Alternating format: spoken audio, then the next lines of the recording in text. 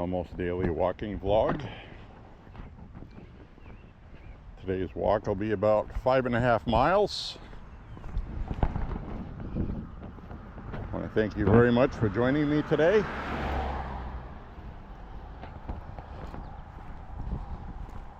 If you watched my last walk, the dew point was about 72 degrees. And the dew point is what is considered to be where the temperature of moisture stops evaporating at because of all the moisture in the air, which is 72 degrees. In other words, if the temperature outside dropped below 72 degrees, that water would start to condense instead of evaporate, and you get fog. But when it's 90 to 95 degrees, that moisture in the air becomes like a steam sauna, very uncomfortable. And I found out on my walk, on the last one, that I shouldn't have walked that day. Should not have.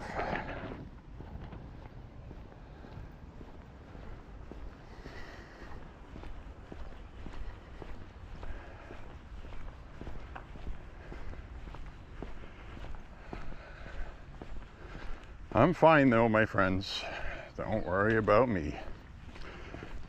It's just the heat and vitamin deficiency, which I have remedied, and I did not walk yesterday because it was also hot. Today, as you can see, we have 75, 76 degrees. Humidity is much lower than it was. It's a little humid, but nothing miserable. Now we're going to walk past that house with that angry dog.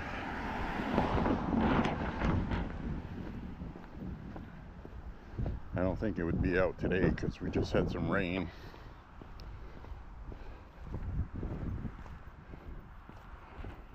And it isn't.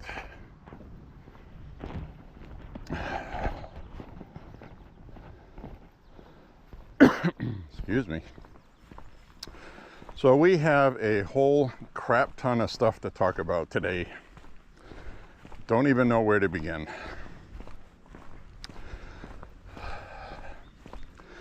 I'll save the Trump and Pam Bondi Epstein issue for a few minutes from now. But for now, I'm going to start off with the election in New York. So ran Mamdani, the self-professed socialist, who has stated in the past things like these condos in New York should be seized by the government. I'm not understating what he said. That's his words. He said this over a year ago before he decided to run for mayor. That these condos should be seized and homeless people should be living in them. To solve the homeless crisis is to seize property from people that have money and house homeless people in it. He says that would end homelessness.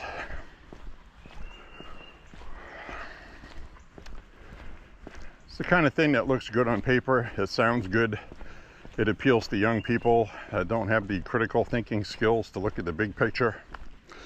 The big picture being, one, legally he can't do that.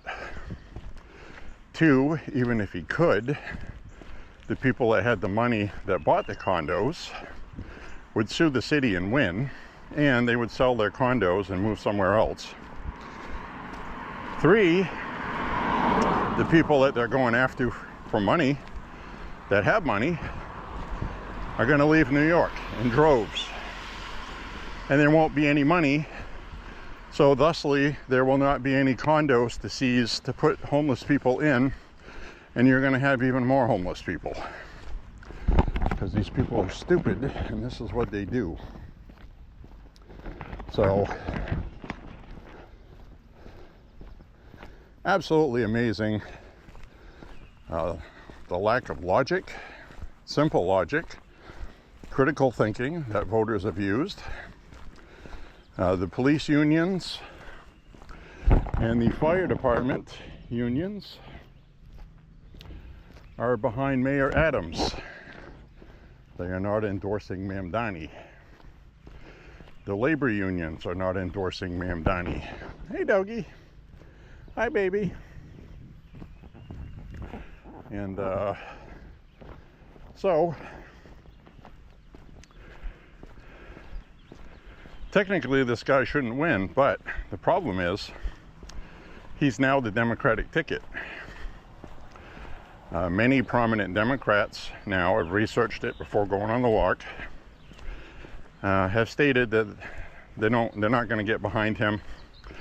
They don't support this. They know it's bad for the party. And they're encouraging donors to donate to his opposition, which would be Adams. So it's exactly what I said would happen, because it's common sense. It's a common sense play. Somebody like this is going to destroy the Democratic Party, which is a good thing. Sorry, New Yorkers, if you watch this, but the best thing that could happen for Republicans is for Democrats to elect this guy in New York. And we watch New York City burn. Literally. I mean that literally. New York City will have riots, race riots. This guy is anti-Semitic. He hates white people. He's been open about it. And he's going to let these pro-Palestine protesters raise all holy hell. He's going to obstruct ICE, probably get arrested and charged and convicted, I might add. And if you remember the news media clip from a couple months ago, Tom Homan, head of ICE, was walking through a courthouse, and this Mamdani confronted him and had to be restrained. And he was resisting the police officers, and he should have been arrested and charged then. So this guy is a young radical, and he is young. He's very social media savvy, which is where his success comes from with young people. And a lot of these young white liberals voted for him in New York City because they don't know any better, and they don't do their homework. They don't research, which is apparent. So black voters are not going to be behind him, especially since Mamdani claims that he's black, which he's not. He's Indian. And where have we heard that before? Kamala Harris. She was black after she was Indian. So that's where that's going on that. A lot of people don't think this guy should have a chance to win, but he has a chance to win. Ranked choice voting. The more Democrats, former Democrats on the independent ticket, the chances of Mamdani winning goes up. So Andrew Cuomo needs to make it known that he's not going to be involved in this. Mayor Adams should say, if we win this election, you'll have a prominent position in the administration to fix the city. I think Cuomo would take that. Kind of like what Obama did with Hillary. Hillary, making her the Secretary of State, which led to all kinds of hell and chaos, especially for Libya, even to this day. And you can look this up. And the media wrote about it until Trump got elected. But you can find older articles and even modern ones talking about it, come to think of it, from the quote-unquote liberal, reputable news sources, talking about how slavery, active slave trade of people is going on today as I record this in Libya because of what Obama and Hillary did. Black people are being sold into slavery. And for a while we were seeing boatloads of refugees escaping Libya for Europe across the Mediterranean. And every time one of their boats would capsize and hundreds of them would drown, I would get viciously angry with Hillary Clinton and Barack Obama for assassinating Gaddafi during regime change. And they caused all that. All those people that died would not have had Gaddafi stayed in power. So,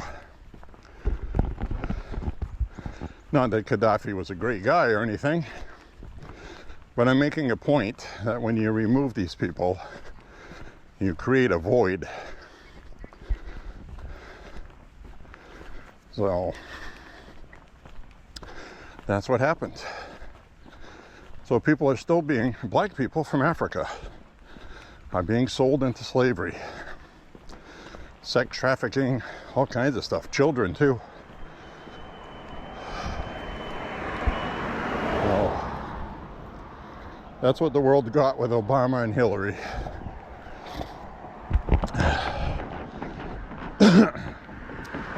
So, Mayor Adams in New York, running as an independent, I think, because I don't think he can run as a Democrat, because he's term limited. Could double check that, but pretty sure that's accurate. And like I said, just because I say it on this vlog, walking vlog, does not mean it's true. Do your own homework. I'm just talking about things I'm thinking about.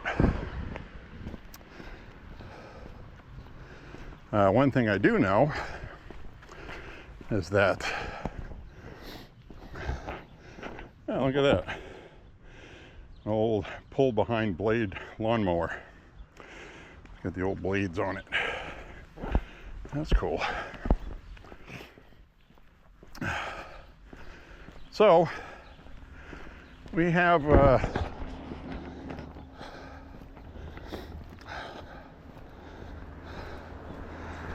Mayor Adams is taking what I was talking about. Mayor Adams is taking a play out of the Trump playbook, the Republican playbook. And that is targeting moderate New York voters, potential voters, or independents that are not registered to vote, and registering them to vote. He said his goal for his team is to have volunteers go out and register voters that will vote for Mayor Adams. They can get 1 million voters. He should beat Mamdani, because they're anticipating what I was stating, that the black vote does not support Mamdani, neither do Hispanics, but Mamdani is going to siphon off a lot of votes for voters who want free stuff. That is the danger with socialism, the promise of free stuff. We're going to take from people that have the money that you're angry at because they're rich, and we're going to give it to you. We're going to have neighborhood grocery stores. So when you don't have enough food in your cupboard, taxpayers will pay for your food with grocery stores. Billionaires are going to pay for it, he said. So good luck with that. That system is not going to work in America. Prominent Democrats in the Democratic Party have already denounced this crap. And the Democratic Party always gets its way. They forced a sitting president to resign from running. So there you have it, right?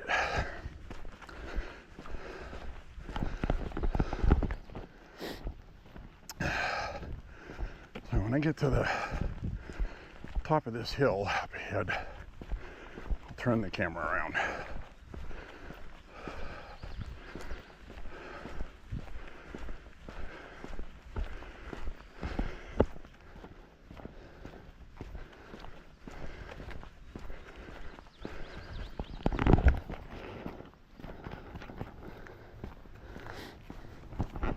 Incredible news events this week.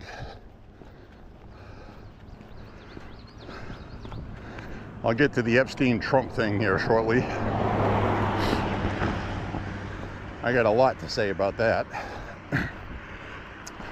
I'm going to take a second to talk about Elon Musk and his America Party.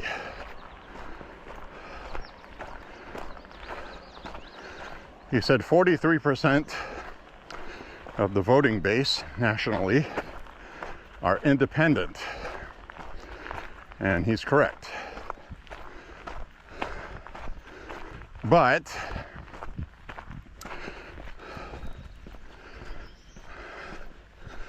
less than 1% of Congress and the Senate, less than 1% of both chambers, are independent. And the ones that are affiliated closely with the Democratic Party. Bernie Sanders, Angus King, so on and so forth. I don't know if he's expecting moderate candidates to change party affiliation and join Elon Musk's party. That's not going to happen. Not unless Elon Musk is personally going to finance everybody's campaigns.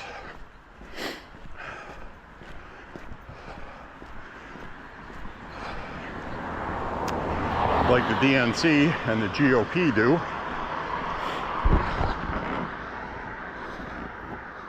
Elon Musk does not have the same kind of money to spend on a party that the Republicans and Democrats do. I don't know if he plans to schmooze big Democrat dollar donors. I don't even think Elon Musk has the time to do that.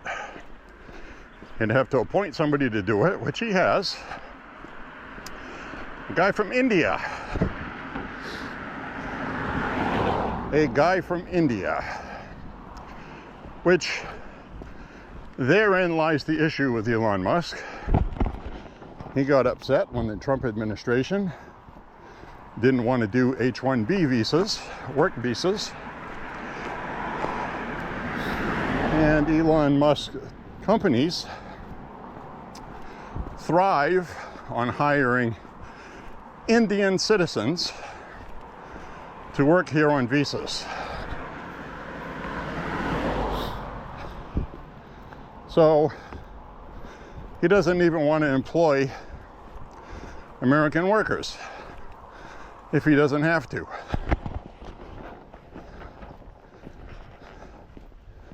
He said, in the American tech industry, and he's probably correct, by the way, American tech workers are coddled, politically motivated, lazy. They don't want to work. They want all the benefits. They want time off for vacations, paid. They want stock options. They want everything. And these Indians, for the most part, don't. And they work hard.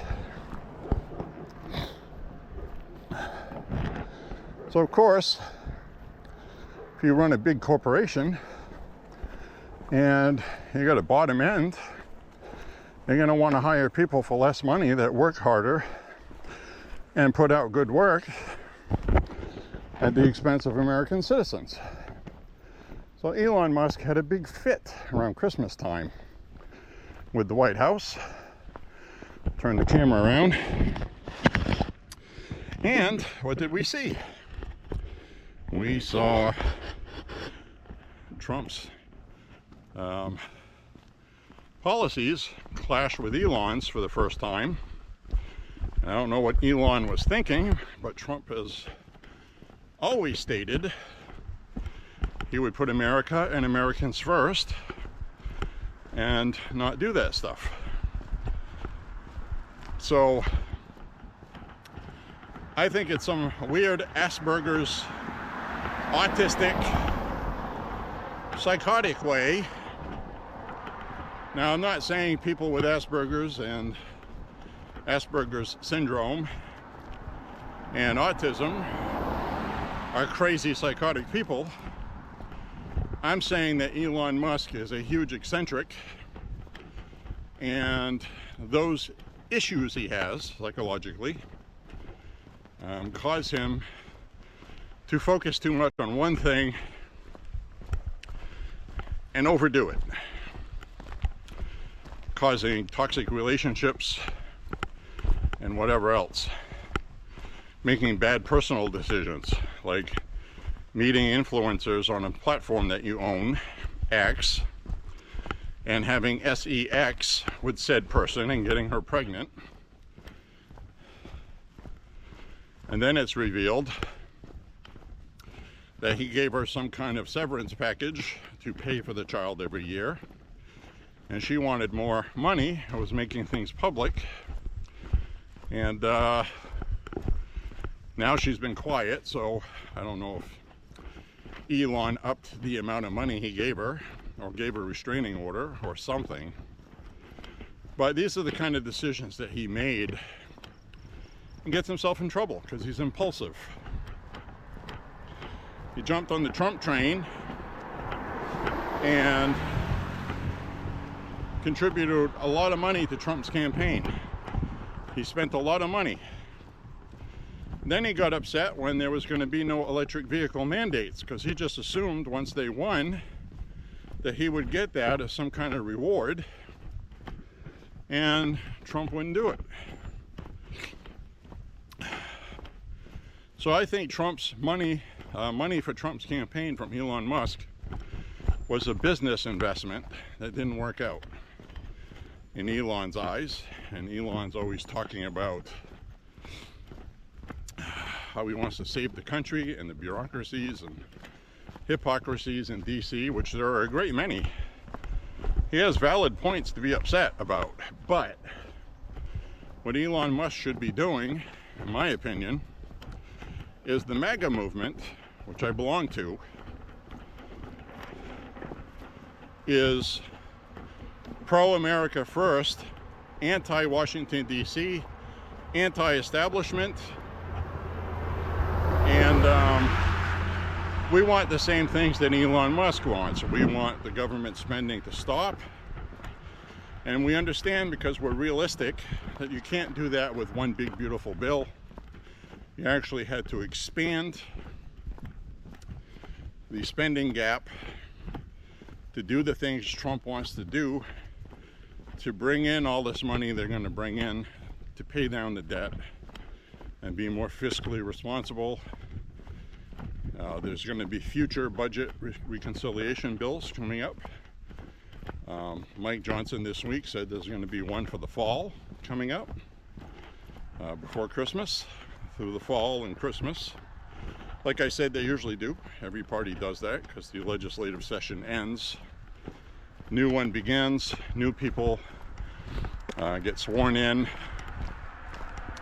And you have a new congressional session begin in February. Sometimes halfway through January, depending on the election year. And we're going to have a lot of things going on. So we're going to have a budget reconciliation package, which, to be clear, okay, and this is just a simple fact, you need to be honest about it.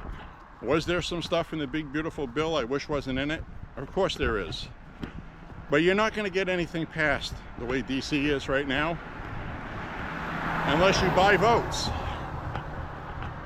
When you only need 50 votes to pass something, it's a lot easier than when you need 60. Now, if you don't do it with budget reconciliation, and you want to just have a bill, let's say, all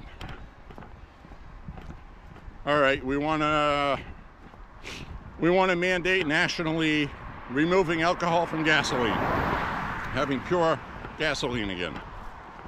We'll use that as an example.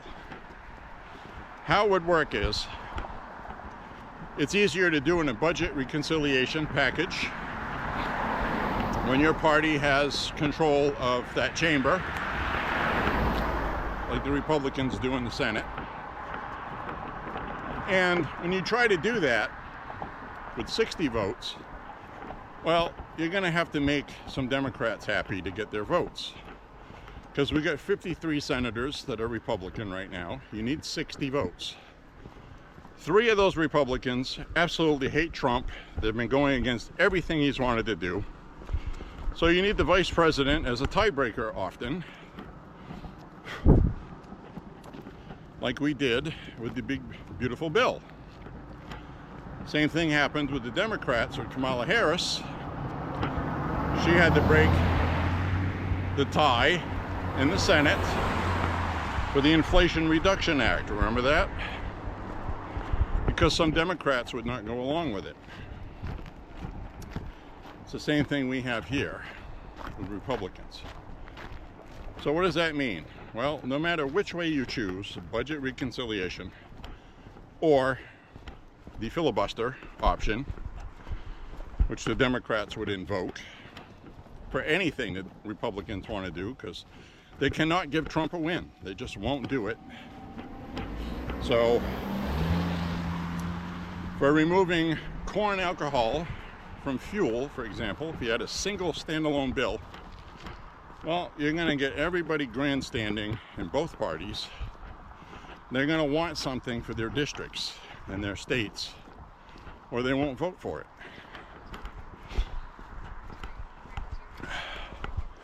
A state like Iowa, Indiana, for example, they grow a lot of corn. Corn alcohol keeps the farmers farming. So the only way you could get removing corn alcohol from fuel at this point, because it's heavily lobbied in DC, which means lawyers make promises to politicians financially that if you support this, we're going to make things good for you. That's what lobbying is. So they buy all these votes for the corn industry. The corn industry would send lawyers to convince these politicians to vote for corn farmer subsidies, which a lot of the corn farming is used for gasoline on the guise of helping the environment, even though burning corn alcohol creates carbon. It's like anything else that's burned. It's all a scam. But American farmers do fare very well with it right now. So, a standalone bill to remove it from gasoline, you would have to win over a lot of the Corn Belt, which is the Midwest Corn Growers Association. So you can see why this is always a problem. Now, conversely, you'll have the petroleum industry who would love to see more gasoline being sold, want to help get rid of the corn. Well, the Democrats are at war with the petroleum industries because of climate change. So, these companies side with Republicans. So you would get the petroleum industry lobby, gasoline and oil, to side with Republicans financially. And this is always what's going on in DC. So it's, you know, you really can't win unless you do a budget reconciliation package or vote to get rid of the filibuster. Now, if you vote to get rid of the filibuster, realistically, that would be great for Republicans right now.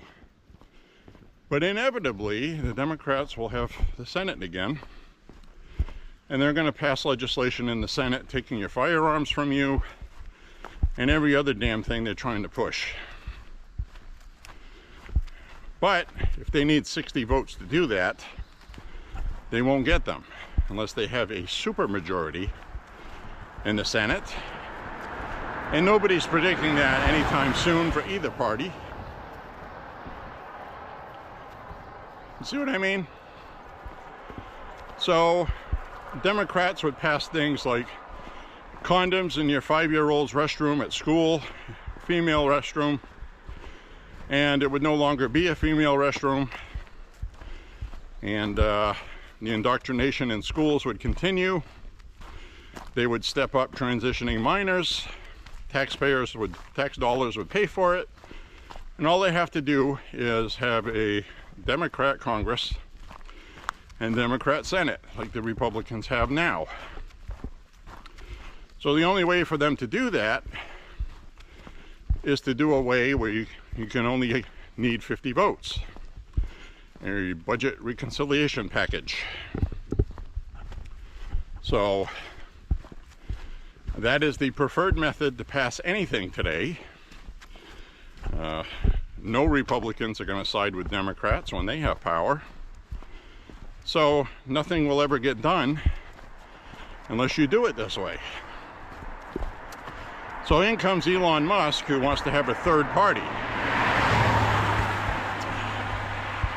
Since he figures 43% of the independent voter base represents a large enough chunk to affect change in DC, which it would. The reason why he's toxic politically is there's a reason why people are independent voters. They don't want to belong to a party. They don't want to belong to the Republican Party. They don't want to belong to the Democratic Party. And they don't even want to register with an independent party, like the Green Party or Libertarian Party. They're independent. Thus the name, Independents. So, I don't know what he's thinking. Ad blitzes and internet advertising is not going to woo over the independent voters. And already, his party is attracting people like Mark Cuban, anti-Trumper, Democrat.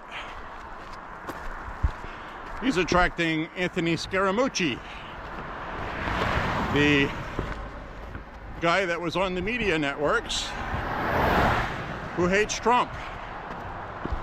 And the ongoing theme is Elon Musk's party is attracting anti-Trumpers because Elon is fighting with Trump and not independent voters.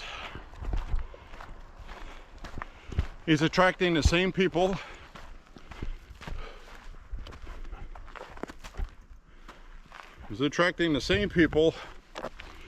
that screwed up the Republican Party and Democrat Party. Excuse me, Democratic Party. It's laughable even calling it a Democratic Party, because they just non-democratically forced the President of the United States to resign by not technically resigning, but dropping out of the election and installing the Vice President without a primary vote, which is very non-democratic. And of course it was a disaster, because Kamala Harris is literally an idiot. So I'm not saying that because she's a Democrat. A lot of Democrats are not idiots. They're just ideologues. Well, she's both.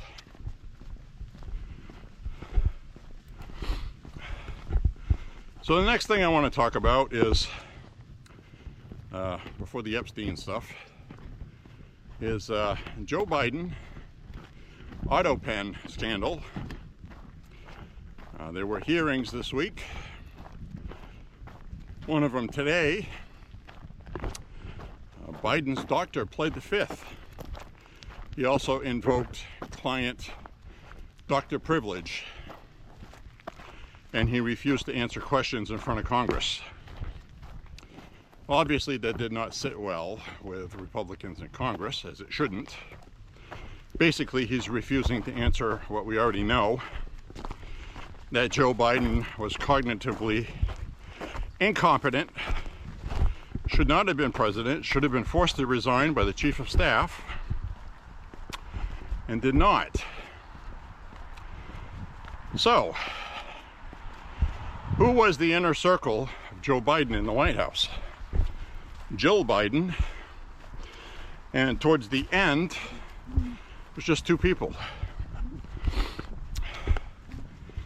Jill Biden, his wife, and somebody named Anthony Bernal.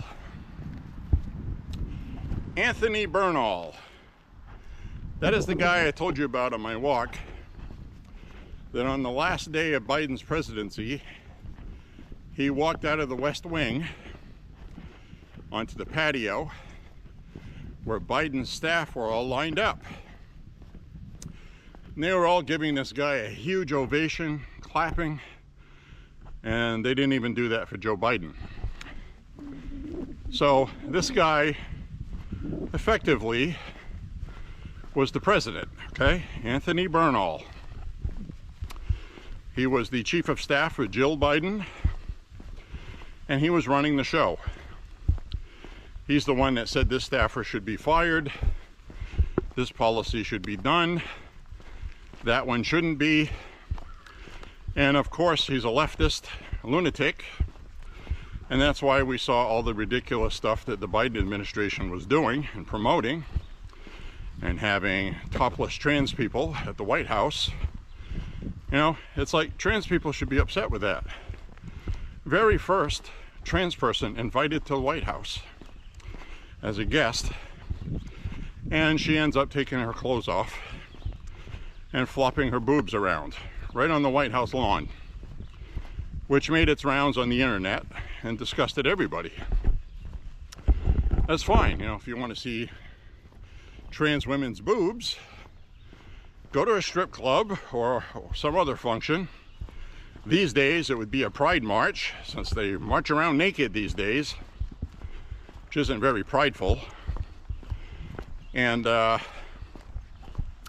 so this guy is the one that made all those decisions to hang the pride flag on the front of the White House with our flag.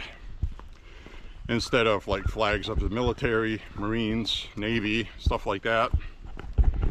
And so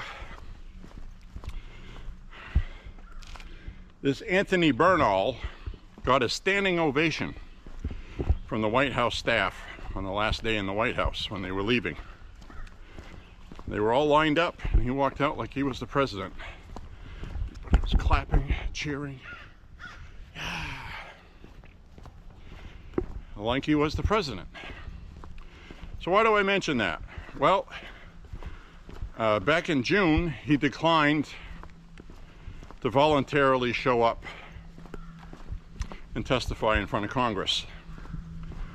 And he has since been subpoenaed, and he's refusing to testify.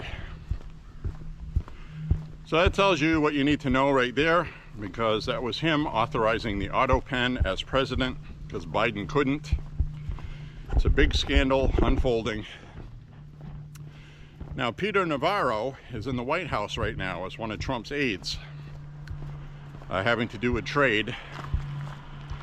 Peter Navarro got locked up and sent to prison for refusing to testify. His refusal to testify was based on, it's a witch hunt, they're trying to get Donald Trump, I'm not going to participate in that. And so he refused to testify. He took going to prison as an option instead of hurting our country and free speech, because the Democrats are authoritarian thugs. So now we have the auto pen controversy, and a bunch of Democrats who previously were nobody is above the law. No one is above the law. No one is above the law. So he's refusing to testify even with a subpoena. DOJ, I'm pretty sure, is going to prosecute him, and I'm sure he would rather go to jail than say that he was the one authorizing the auto pen as president of the United States. And I'm sure he'll have a nice, or already has, had a nice severance package from the Bidens, probably the Democratic Party too. When his term as president was over, Anthony Bernal's term as president was over, and Joe Biden was literally just a puppet for public appearances, which more often than not didn't go well. And they kept Joe Biden out of public as much as possible. So,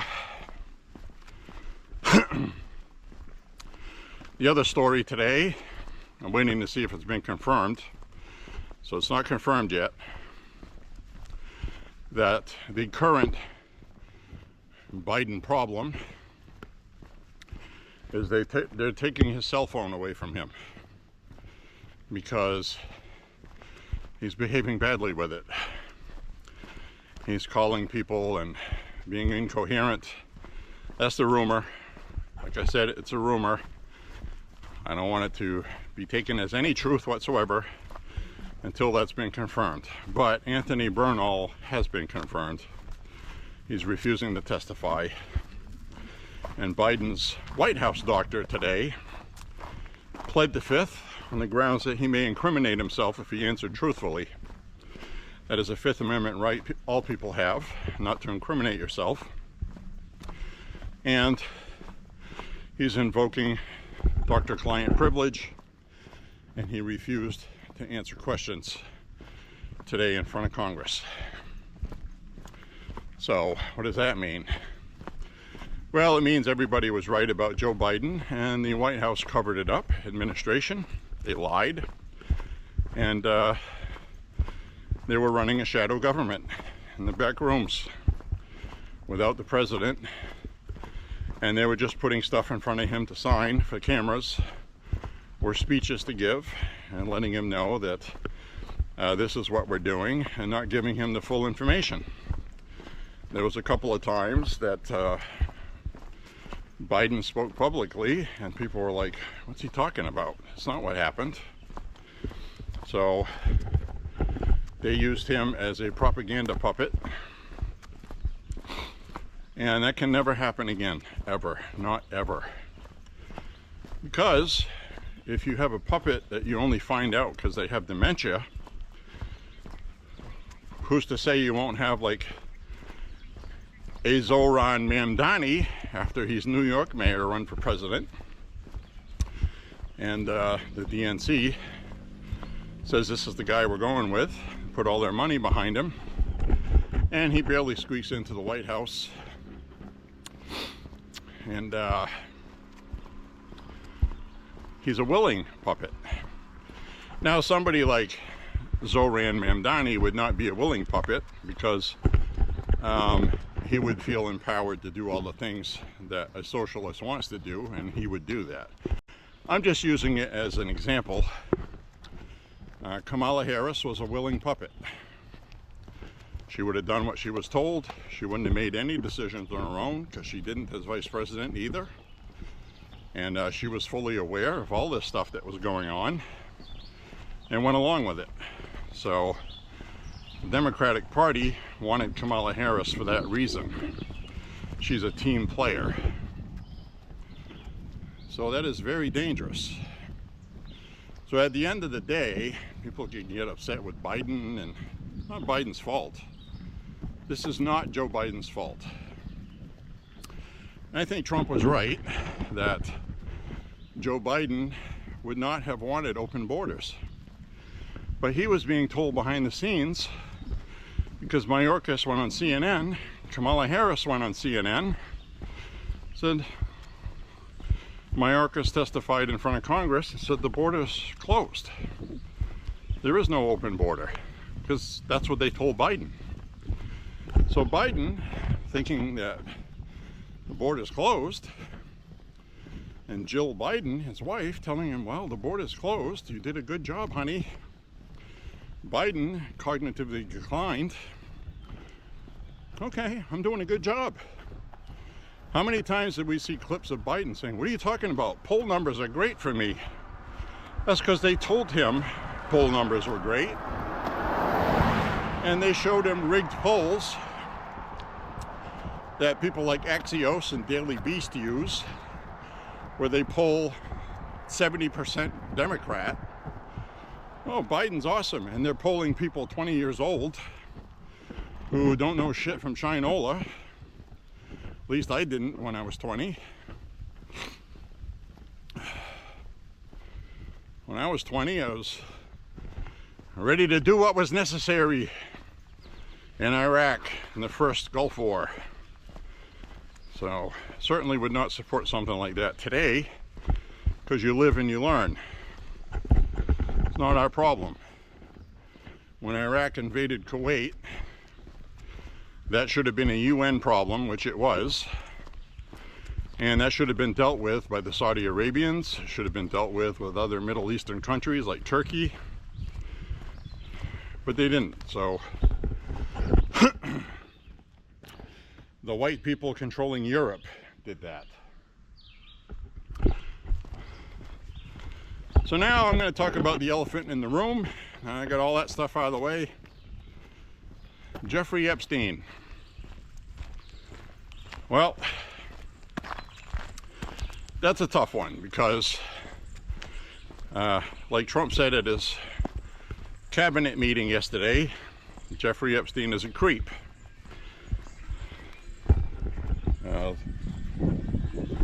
Problem is,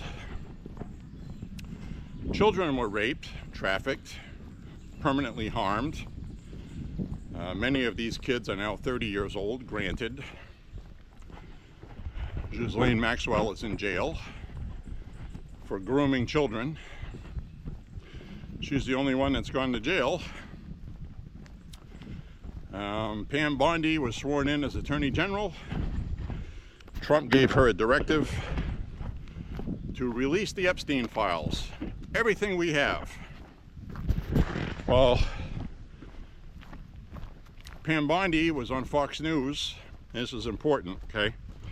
this seems to be what has everybody riled. This is my take on it. Pam Bondi was on Fox News, asked about these files. She said, I have them on my desk in New York. They're sitting right on my desk. And she was asked specifically about the Epstein list. And she said, I have it sitting on my desk. I have the Epstein files on my desk.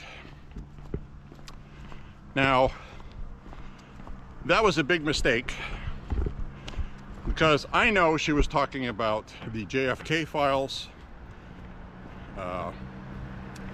Martin Luther King Jr. files, and the Epstein files. She was talking about all the files are on my desk. She was asked specifically about the Epstein list, and she didn't catch that question.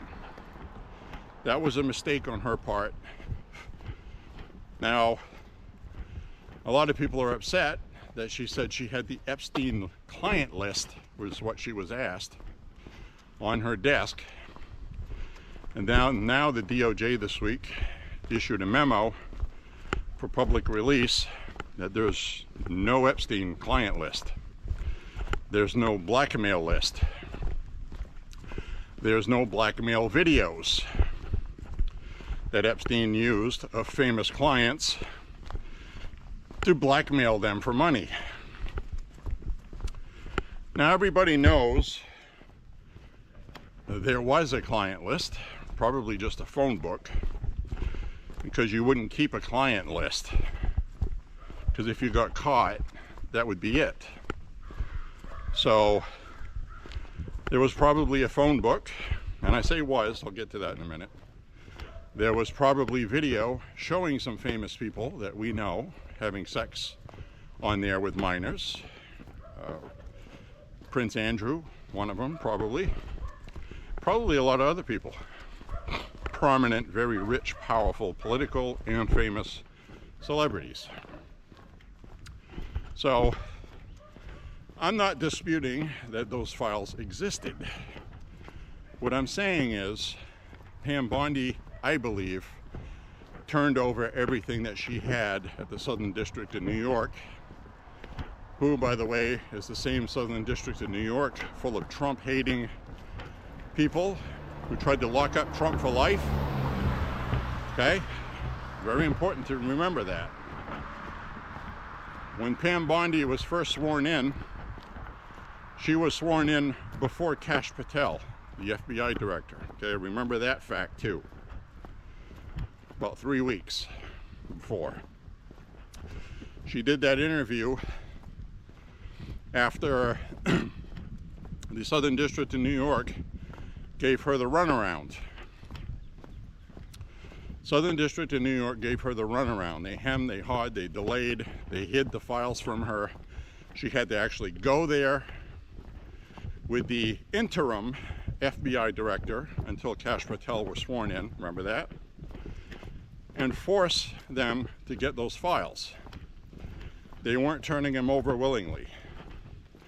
People have a short memory, okay? But that's what happened. You can research everything I'm saying, it's fact. Those people in the Southern District of New York that delayed, hemmed and hawed, I believe a couple of them were fired. I'm not 100% on that. But I do know that they were removed from that office for, I don't know if they have since been fired because of Doge, and Trump had a big Supreme Court win today, actually. I'll talk about that if I have time. But she got the runaround. Then she had the files on her desk. She hadn't had a chance to go through them yet. You have to remember that MAGA world, Trump campaigned on this. You have to do this now. Why are you delaying? You're covering up. So she hurried up and rushed them out. We saw what happened with all these big online conservative influencers like Charlie Kirk and all these people, Jack Persobio, and Sobiek, sorry, didn't mean to get his name wrong.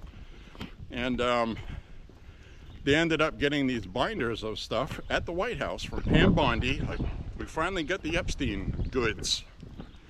Turns out almost all of it had been previously released, and there was no client list, there was no video files, there's just stuff that was a matter of public record. She made fools out of all of these conservatives, and they're still angry with her about it. So fast forward to today, I believe Pam Bondi got played by the Southern District of New York, and the original Epstein phone book or client list, whatever you want to call it, he didn't have something that said, here is the child molester client list. You know, drug kingpins don't do that either. They use code words, they use you know, I think there was one drug dealer years ago who called it his Little League softball team. Had these names on it with phone numbers. That was code word for these are our people that do transport drugs for me. You don't have a list that actually says that. So you're not going to have an Epstein client list of child diddlers. These people are into bondage, and there's nothing like that, okay? And if there was, I believe they were deleted by the previous administration. Deleted them. I honestly believe that. I think Pam Bondi was honest and turned over what she had, and that's all that was left.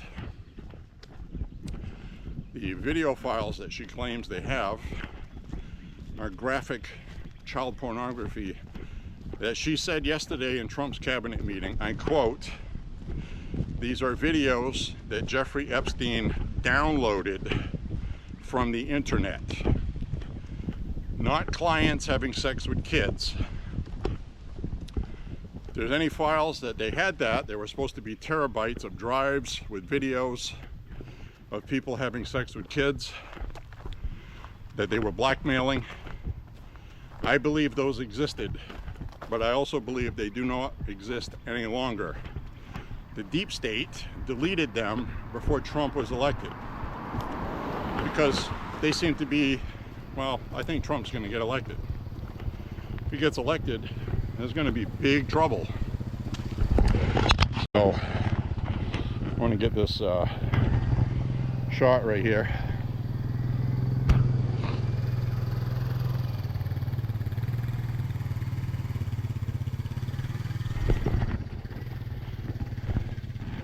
There's a guy here with some fruit in an ATV, some vegetables in a tray. I don't know what he's going to do with that. But I think these terabytes of videos of people doing bad things and were being used for blackmail, like Diddy did. P. Diddy, rap star.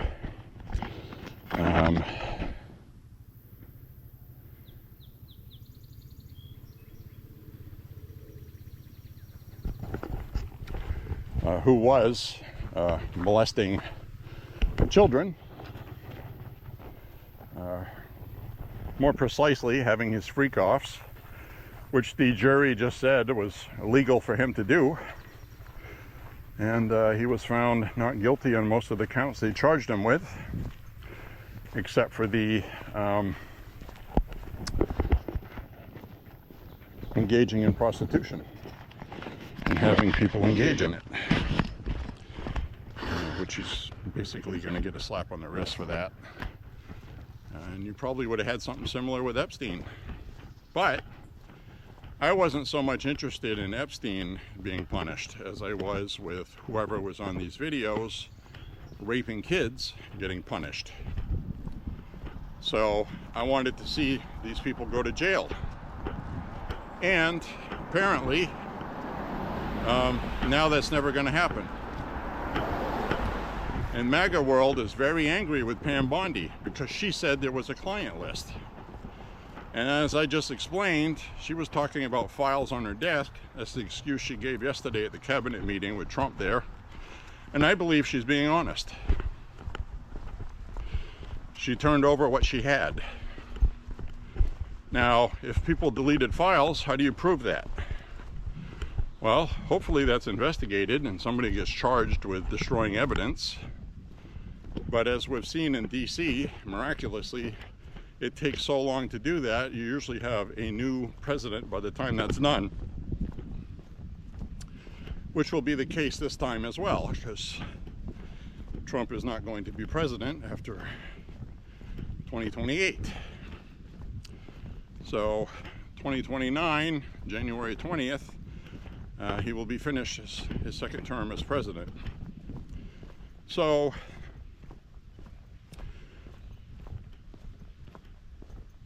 President Trump at his cabinet meeting yesterday did something I wasn't happy with, and we have to be honest, okay? I realize he's got a lot on his plate. He's got a war in the Middle East to deal with that was caused by Joe Biden as president because he was a puppet. And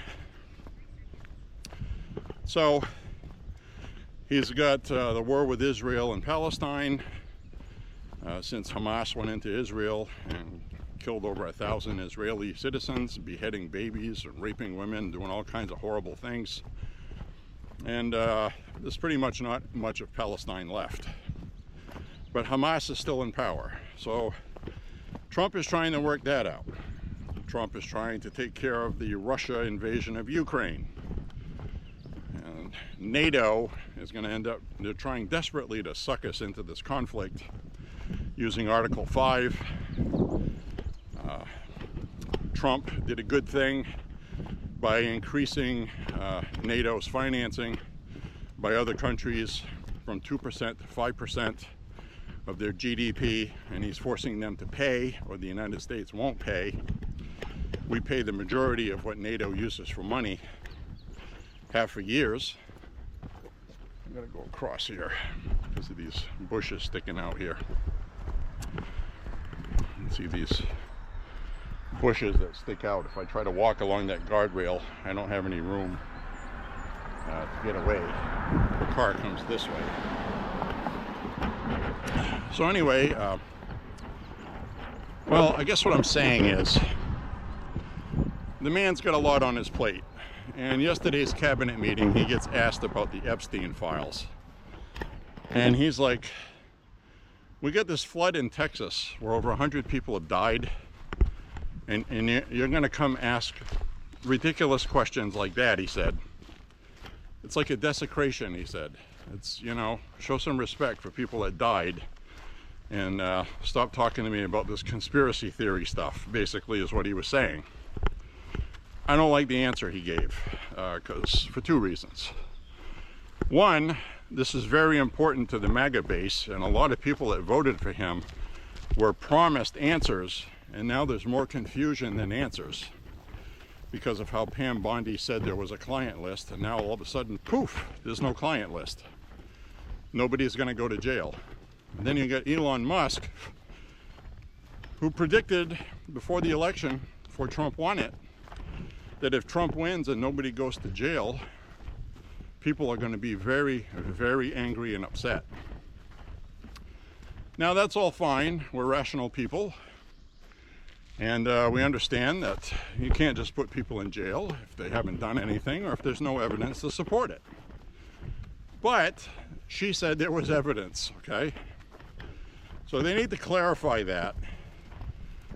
They need to have a press conference with Dan Bongino and Kash Patel, and they need to have Pam Bondi there,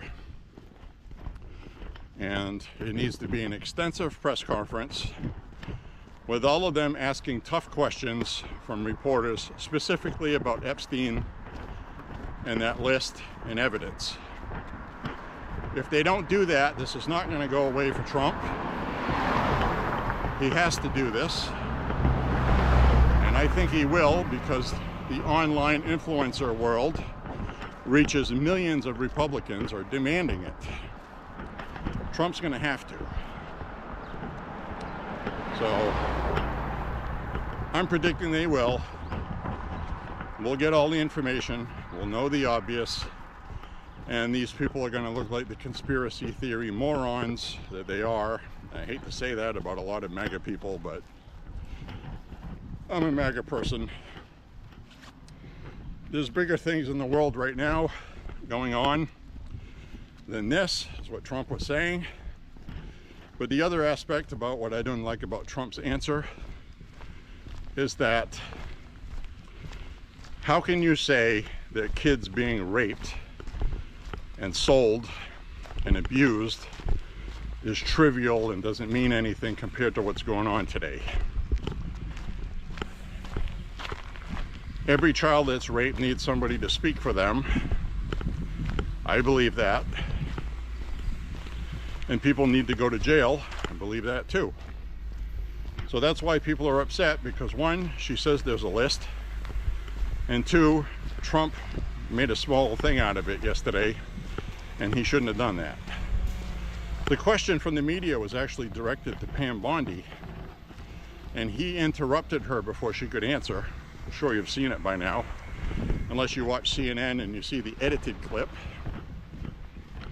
where Trump said, "Really? We're still talking about this? We're still talking about this." He said the stuff's been released. She said that's all there is. Like, he was good with that. Like, you know, let's friggin' move on. Get over it, basically, is what Trump was saying. So that has a lot of people that voted for Trump angry with Trump. I don't like how he answered that either. I don't think there's anything to the files. I think the deep state deleted them, and these files, if they existed, which has never been confirmed, they have been if you talk to Alex Jones and Roger Stone. Supposedly Steve Bannon was on Epstein Island. Now we know Trump was not, even though Elon Musk says Trump was. Or at least insinuated it a while back. Now he's saying Steve Bannon was. Steve Bannon may very well have been. I'm not saying that people we love or like did not go to Epstein Island and do something bad. What I'm saying is to put people in jail, you need evidence. Apparently, there's no evidence anymore. I think there was, and I think the deep state deleted it to protect some very prominent people.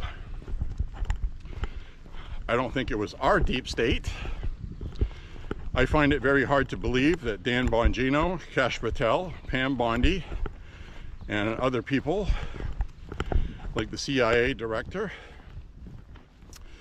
would all cohort together along with Trump to push a big cover-up. Okay, that's conspiracy crap. I'm not even going there. The odds of that are ridiculous given the personalities involved. Bongino made a name for himself basically as a former Secret Service agent who is now associated with the Secret Service. Kash Patel and Bongino both said, you know, because Kash Patel's been in law enforcement a long time, he said, I've seen enough suicides to know a suicide when I see one, and Jeffrey Epstein killed himself. You know, Kash Patel was one of those people that said this was a cover-up for years. Now he's finally in there and saw the goods, and he says that he killed himself. So people don't want to hear that answer. They want to hear that this conspiracy they've been talking about for 10 years is true. And a lot of the MAGA base is centered around conspiracy theories. I've seen all kinds of them. I talked about it on this walk. Oh, Trump and Elon Musk fighting with each other is staged. It's an act. It's 5D chess. And I said on this walk, what would be the purpose of that?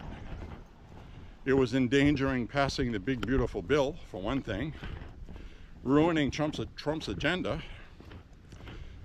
And these people were still like, oh, this is planned. Stick with the plan, you know, those people. So, I hate to say it, but a lot of MAGA people are pretty easy to influence because they trust the people talking to them, you know. You should never trust anybody, not even Trump. I love Trump because I question things he does, and I see the logic in it. He made a mistake yesterday, and he needs to fix it. The other mistake he made lately was talking about amnesty for illegals. He used the wrong word at the wrong time. It's not what he meant. But he's a human being, and sometimes you say things, and afterwards you're like, oh, I can't believe I said that. He said he wanted to give illegals some kind of amnesty that picked the fruit, right? And all of a sudden, all these online influencers were, Trump wants mass amnesty. He's betrayed us. This isn't what I voted for. And all the people pushing that were people online that are getting paid by creating controversy online, getting ad revenue. So, which is another part of the problem, because nobody trusts the media anymore, so they get their information from these influencers. So you always have to be smart and think about that. Think about the source you're getting your info from. Most of these online influencers are more interested in copying what somebody else posted just so they can make ad money. So keep that in mind when you're watching this stuff, that people are trying to make money. So you're not always getting an honest assessment. You're getting something that's exaggerated, stretched truth. My personal belief is these critical Epstein files, if they existed, like I said, it's never been confirmed they exist, were destroyed, sadly, because of the Biden administration was in charge. Nobody was policing anything. And we saw the Southern District in New York try to lock Trump up for life. And when that didn't work, I think they planned, well, we're gonna get rid of this evidence. We have to, and they did. I just think that's what they did, and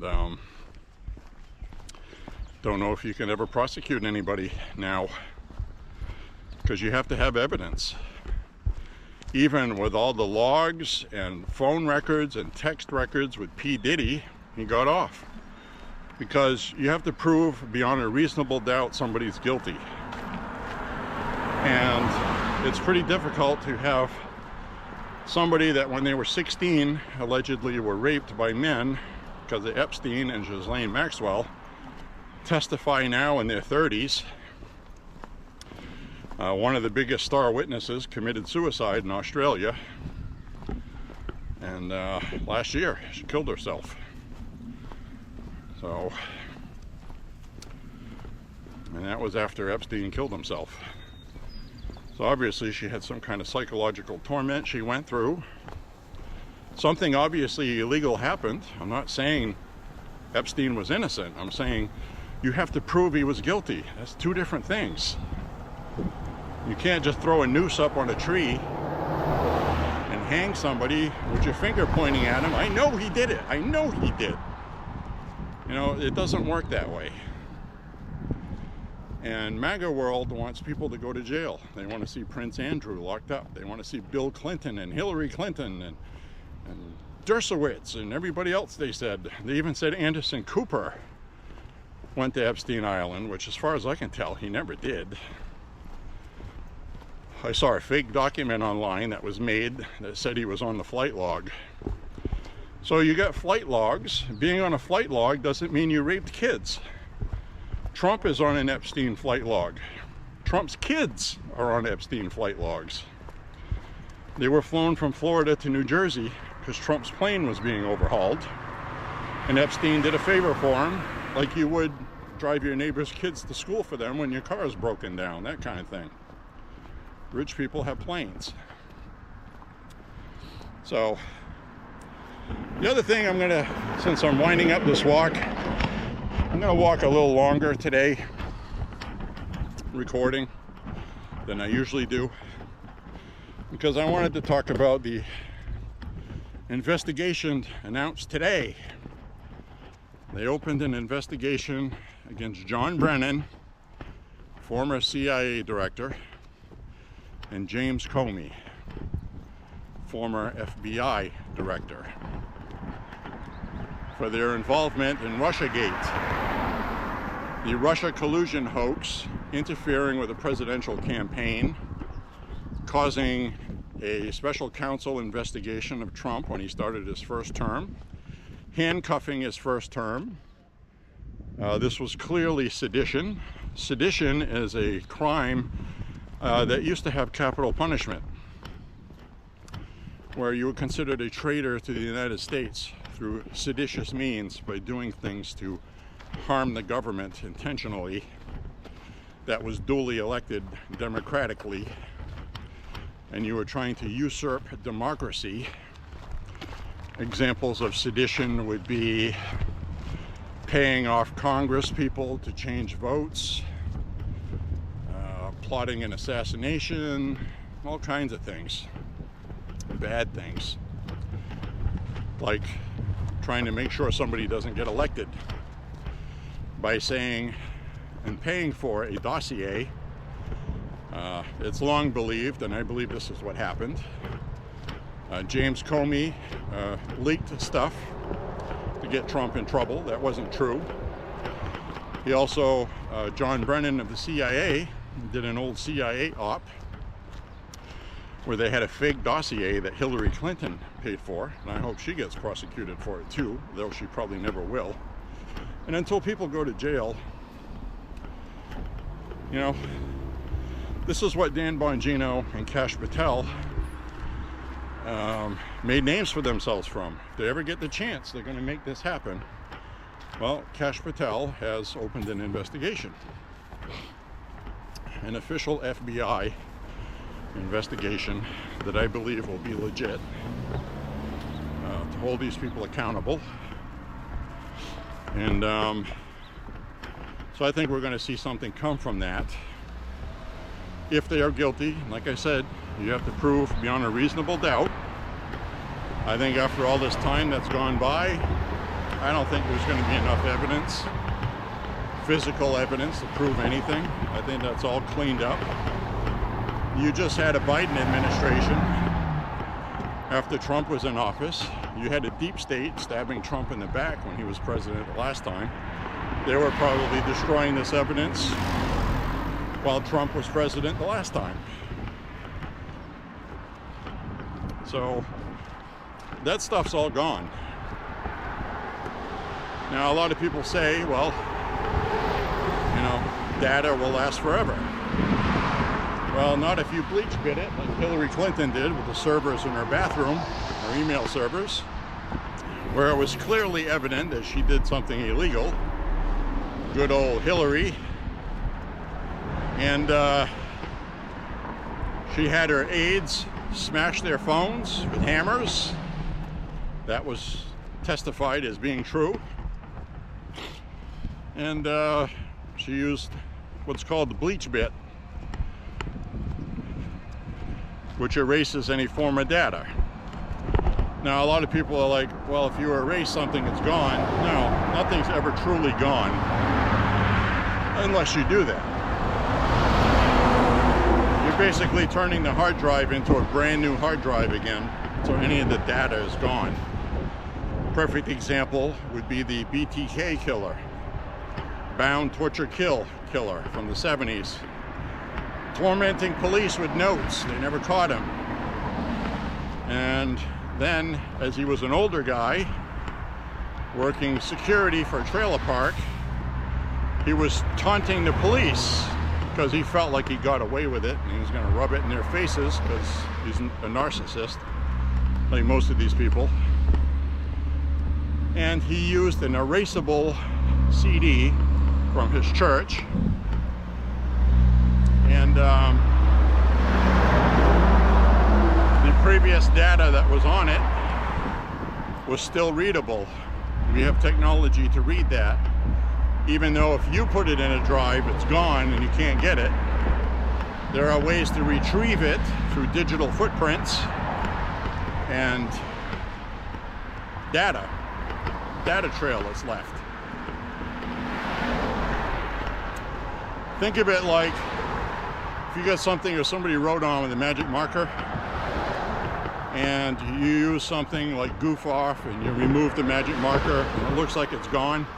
If you put it under ultraviolet light, you'll see what was written is still there. You just can't see it. It's kind of like that with digital data. So that's how he got caught, the killer. He hadn't anticipated that. Well, you know, CIA directors and all these people, they know about all that stuff, and you know, that stuff's gone. Never gonna have that. And if you take a hard drive and you physically destroy it in acid, it's gone. So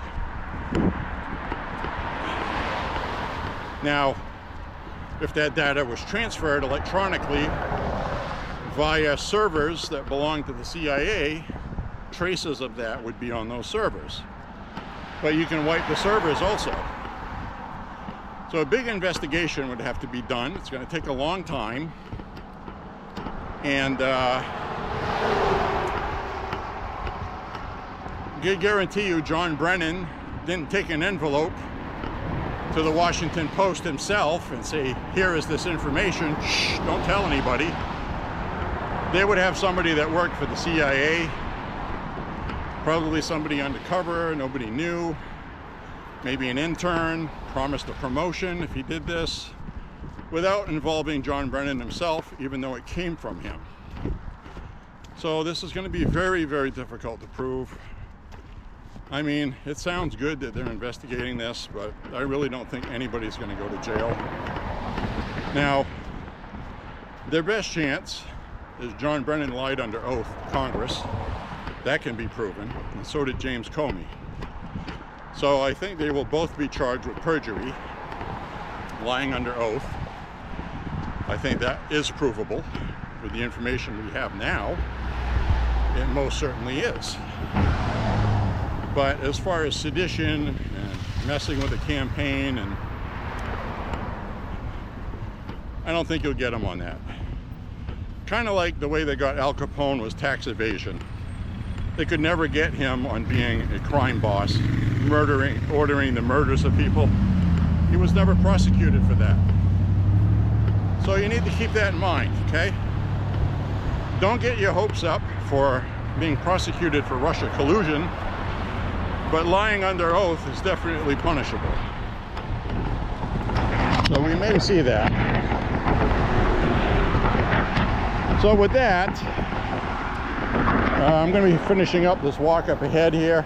I want to thank you for walking with me today. I think I got to talk about everything I wanted to. I'd love to hear your opinions on anything I talked about. I mean, I'm serious. These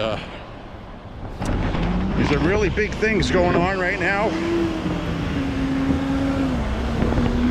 And, you know, what a time to be alive. And, you know, this whole thing with this Elon Musk America Party, for example, is I'm seeing a bunch of people kissing Elon Musk's ass because they're on his internet platform making money, stirring controversy. And they already know from past personality issues with Elon that if you cross him and you're a big influencer on X, he'll punish you by taking your monetization away. He's done that to Laura Loomer. He's done that to a bunch of people. In fact, when he first bought X, he actually deleted some Democrat propagandists that consider themselves to be like journalists. And even the Republicans on there are like, no, you can't do that. How can you say free speech and then you're deleting people you don't like hearing what they say? So Elon Musk is a hypocrite, and he's going to, my opinion, I believe since he started the America Party, he's going to start censoring all the MAGA accounts, and they're going to start deleting accounts to promote his party. And I think you're going to see a lot of them that weren't posting on Truth Social migrate over to Truth Social. That's my prediction. I really think he's going to do that. He's done that before. And, you know, he's got Asperger's, he has tantrums, and he's having one now. So, just one of those things. But anyway, I want to thank you for walking with me today. Click like and subscribe, share the content, and really, I feel good today. It was just the heat, that's all it was. I was overheating. Today I made sure I was very hydrated. I took my vitamins day before yesterday after that walk, because they take almost 24 hours before you start feeling the effects of taking vitamins. So felt great today. And you know, I already know my medical condition. I know that's what it was when it happened. So, you know, I wasn't going to drop dead or anything. But anyway, we'll see you on the next walk. Thank you very much for walking with me. Say a prayer for Trump and the country, and pray that Pam Bondi and President Trump straighten out this snafu with the Epstein list so we can get back to real business. Not to belittle that, but you know, it literally is getting to be old news, and we need to move on from it. There's no files, there's no files. Just tell the people there's no files in a believable, demonstrative way, like you're not covering something up. So they look like they were covering something up yesterday. And I can tell you right now that with the deep state that was there when Biden was president, President Trump is not on the Epstein list. Because if he was, that would have come out before the election. Because they absolutely, we would have Kamala Harris for president right now. Nothing Trump and Elon have done would have happened, which is what the Democrats would have wanted. So, you know, I'm telling you, if there was anything in there to put Trump in jail for diddling children, it would have come out.